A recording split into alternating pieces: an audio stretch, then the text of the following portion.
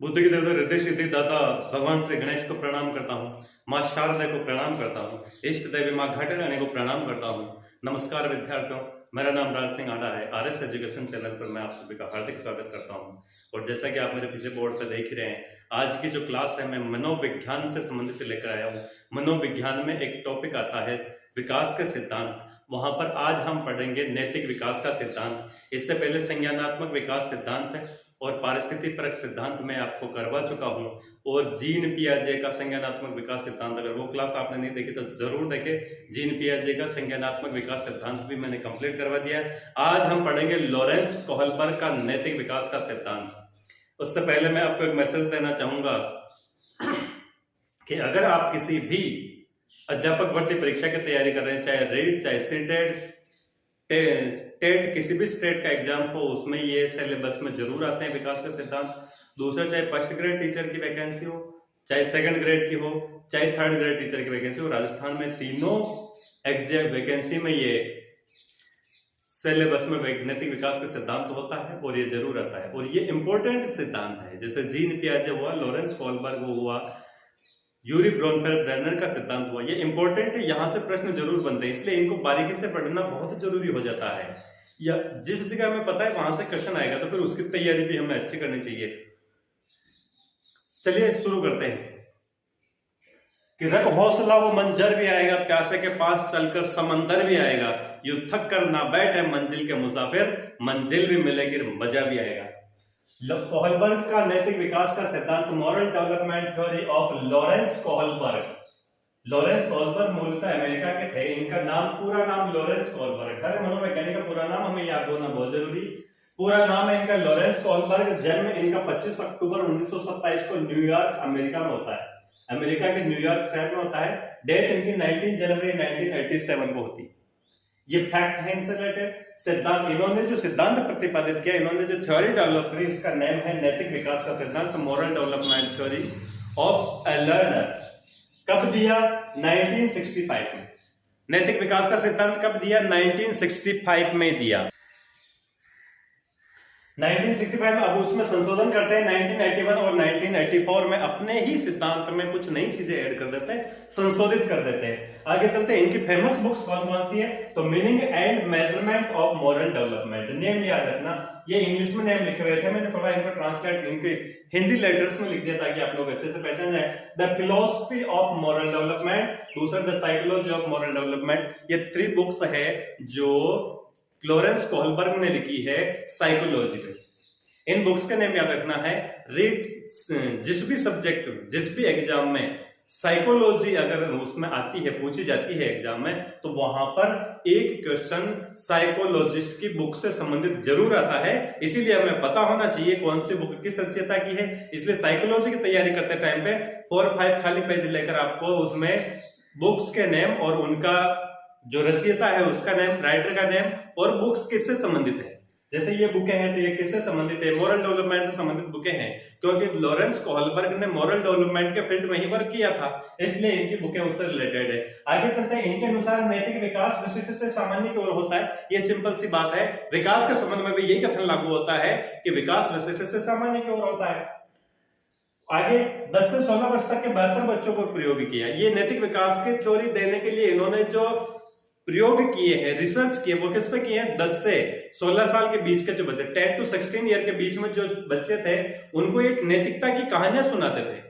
इन्होंने फेमस 11 कहानियों का एक ग्रुप बना रखा था। 11 कहानियां ले रखी थी।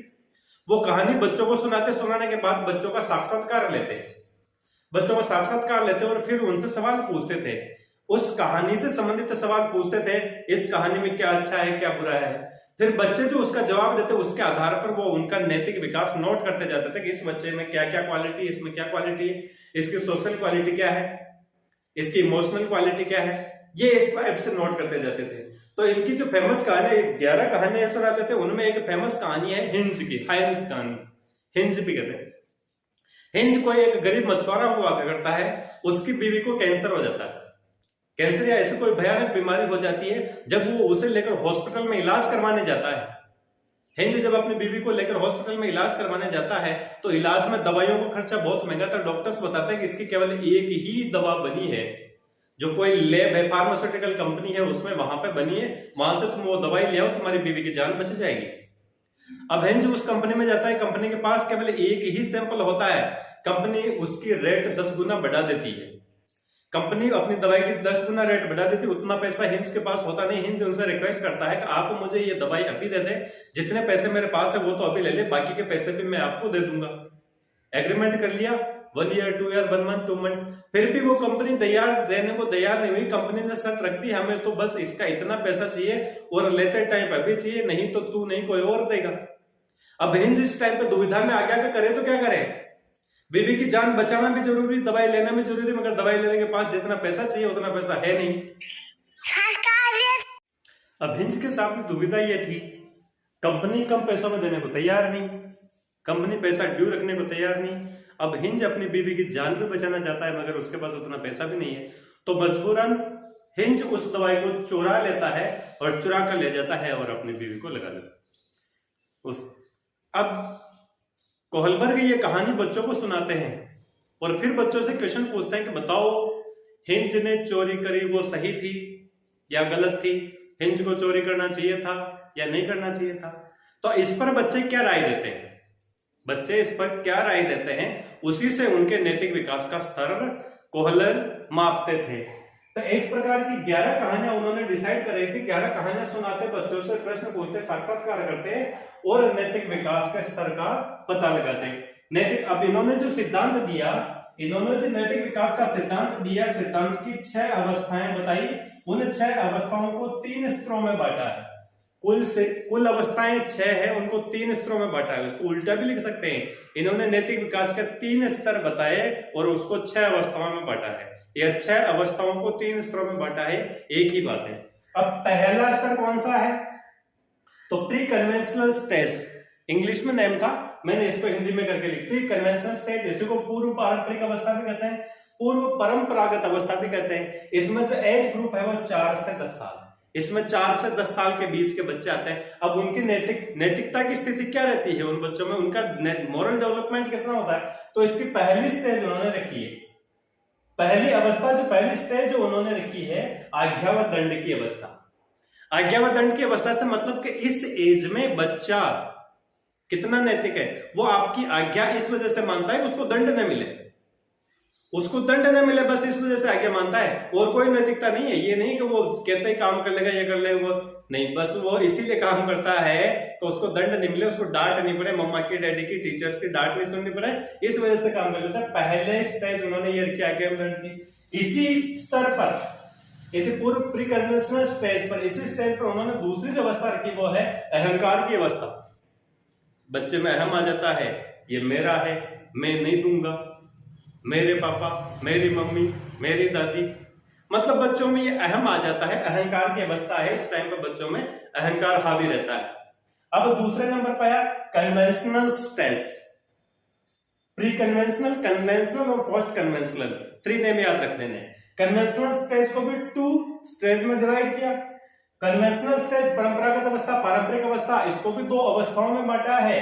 तो पहली प्रशंसा की अवस्था, कई टाइम पर अगर बच्चे की प्रशंसा कर दो तो बच्चा अच्छा काम करता है, उसको प्रशंसा सुनने की आदत हो जाती है, उत्तम लड़का उत्तम लड़की, क्योंकि इसकी एज ग्रुप कौन सी है, 10 से 13 साल के आसपास। अगर समाज में, सोसाइटी में आपके पास 10 से 13 साल के बीच के बच्चे, 8 9 10 11 12 13 साल के बच्चे, तो उस बच्चे से आपको काम करवाना हो तो पहले अपन क्या कहता है, यार तू तो बहुत अच्छा बच्चा है, तेरे जैसा बच्चा पूरे गांव में नहीं है, तू सबका कहना मानता है, सबसे तेज दौड़ता है, कौन आता है, ऐसी बातें करके बच्चों से अपन काम करवा लेते हैं, क्योंकि बच्चों में आदत होती है, उनको उनकी प्रशंसा कर दो, प्रशंसा की अवस्था होती है, प्रशंसा सुनने की अवस्था होती है, उत्तम लड़का होता है, शाबाश बहुत अच्छे, बस इन शब्दों से ही बच्चा मोटिवेट हो जाता है उस टाइम पे।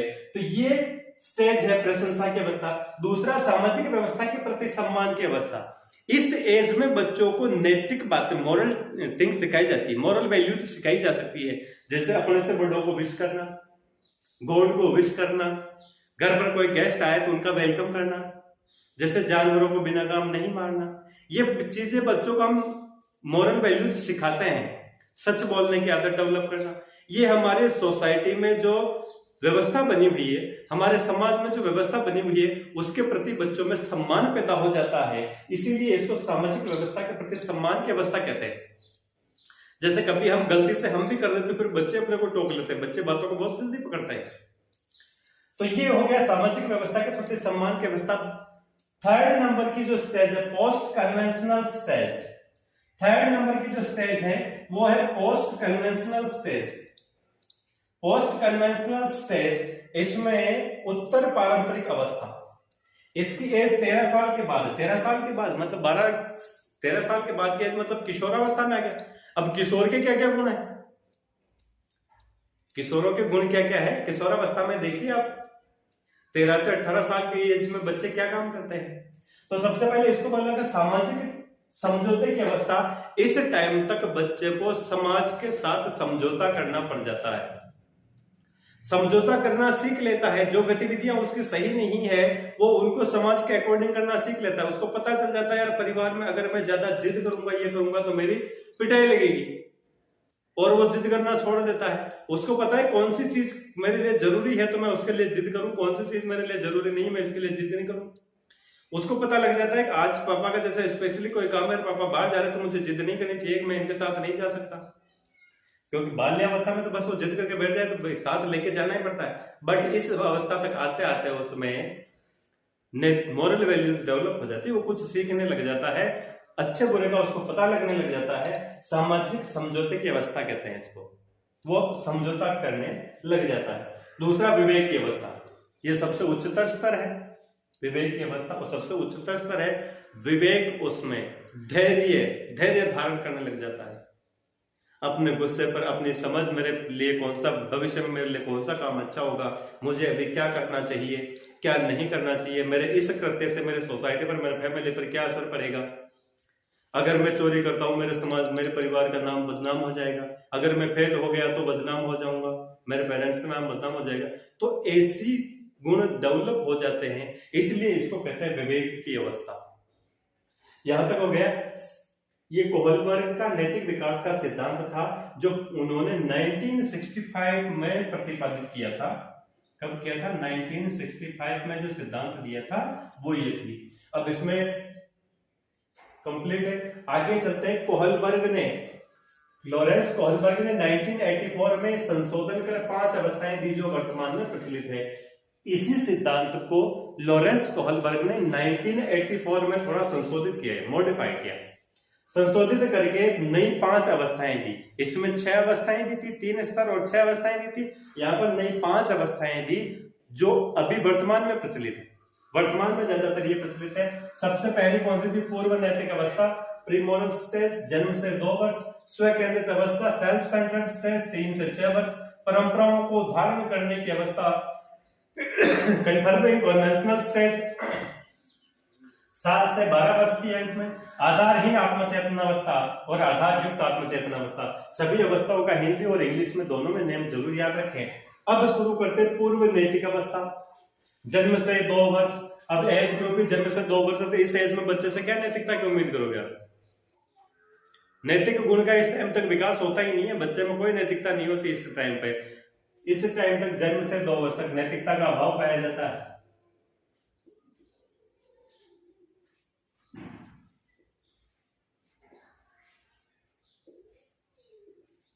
इस एज में, जन्म से 2 वर्ष की एज में बच्चे में पूरा बोलना ही नहीं सीखता है, अपने इमोशन ढंग से एक्ट नहीं कर पाता, वो एक्शन करके तो इमोशन बताता है। यहाँ पर उसमें हम क्या नैतिकता की वो करेंगे? वो तो जिस चीज के लिए जिद कर लेता है उसको ये पता नहीं होता अच्छा बुरा क्या है, मेरे किस एक से क्या फर्क पड़ेगा। तो ये नैतिकता का अभाव होता है इस एज में। पहली स्टेज है और नैतिक विकास की प्रथम अवस्था है, निम्नतम अवस्था जिसको कह सकते हैं, निम्नतम अवस्था है।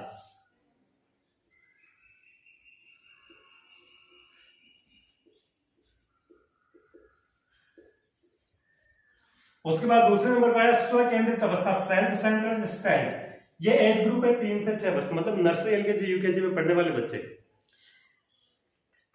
स्व केंद्रित, यहां पर नैतिकता विकसित तो होने लग जाती है मगर सेल्फ सेंटर्ड, बस बच्चे के लिए वही अच्छा है जो उसके लिए फायदेकारक।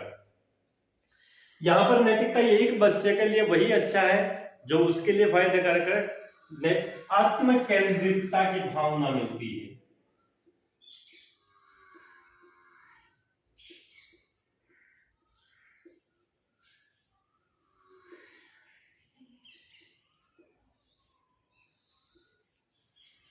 आत्मकेंद्रिता की भावना मतलब खिलौने मेरे, जूते मेरे, ड्रेस मेरी, कार मेरी, बाइक मेरी, घर में जो भी है जो सब उसका। मेरी कार ऐसे चलेगी, मेरी साइकिल ऐसे चलेगी, मैं ये करूंगा, मैं वो करूंगा, मैं बड़ा होकर ये बनूंगा, मैं ये करूंगा। जो भी करता है वो अपने चारों तरफ बस अपने आसपास की चीजों के बारे में, वो उसके लिए दुनिया केवल उतनी की है जितना वो कर सकता है। जैसे वो यहाँ से इतना घूम के आ सकता है तो दुनिया उतनी सी की है। वो इतना खा सकता है तो मतलब सभी इतना ही खाते हैं। वो इतना चलता है मतलब उसके हिसाब से मतलब सभी इतने ही चलते हैं। तो यहाँ पर ये इतना। अब इसके नैतिक विकास अगर स्वयं से करें तो इस स्टेज से इंपॉर्टेंट है, ये स्टेज इंपॉर्टेंट है। परंपराओं को धारण करने की अवस्था, ये बाल्यावस्था की अवस्था है, 7 से 12 वर्ष है। इसमें चरित्र निर्माण की प्रक्रिया प्रारंभ हो जाती है। इस एज के बच्चे की लोग बातें करने लग जाते हैं, मतलब वो बच्चा झूठ नहीं बोलता, पढ़ने में भी अच्छा है, टाइम पे उठता है, टाइम से सोता है, अपने पेरेंट्स का रेस्पेक्ट करता है। ये चरित्र निर्माण की प्रक्रिया इसमें प्रारंभ हो जाती है। 7-8 साल, 8-9 साल का होता है तब तक लोग मतलब सोसाइटी में नजर आने लग जाता है। सोसाइटी में उसके गुण दोषों की चर्चा होने लग जाती है। बच्चा किसी से झगड़ा नहीं करता, बच्चा झूठ नहीं बोलता, बच्चा अपना होमवर्क समय पर करता है, अपने पेरेंट्स का कहना मानता है।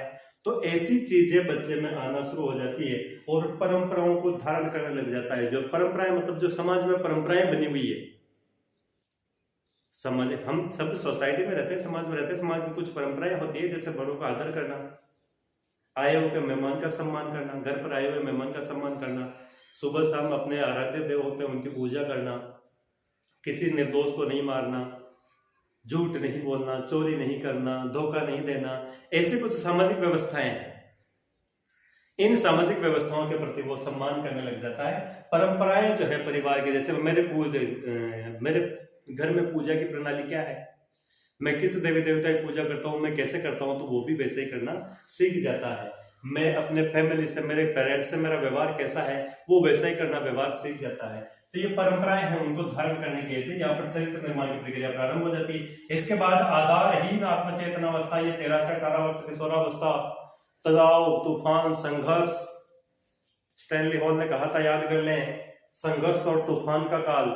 तो 13 से 18 वर्ष इस एज में बच्चा आधारहीन आत्मचेतनावस्था, बस कोई आधार नहीं है।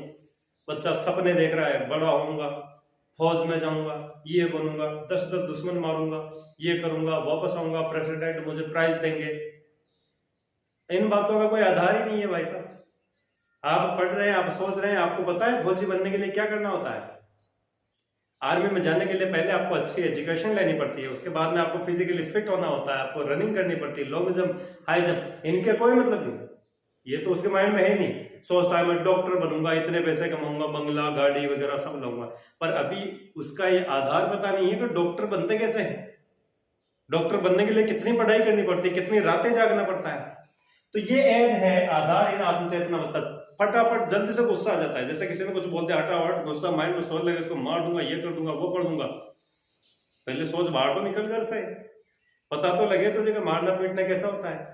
तो ये आधारहीन है, चाहे अपने बारे में सोचता है, सपने तो बहुत बड़े बड़े देखता है, वो पूर्ण हो गया, अब तो मैं कोई फिल्म देखकर पिक्चर के हीरो जैसे निकल गया, उसने ऐसे किया था, मैं भी ऐसे ही करूंगा। अपने आप को पूर्ण समझने लग जाता है, मैं कंप्लीट हो गया।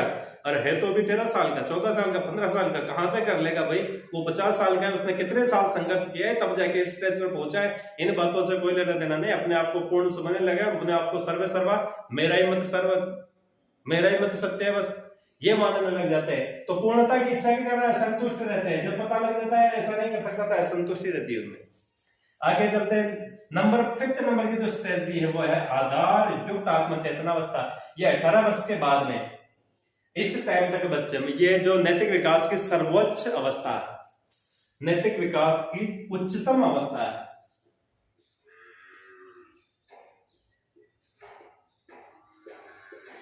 उच्चतम अवस्था है मतलब यहां तक नैतिक विकास पूर्ण रूप से हो जाएगा, मॉरल वैल्यूज सारी डेवलपमेंट हो जाएगी।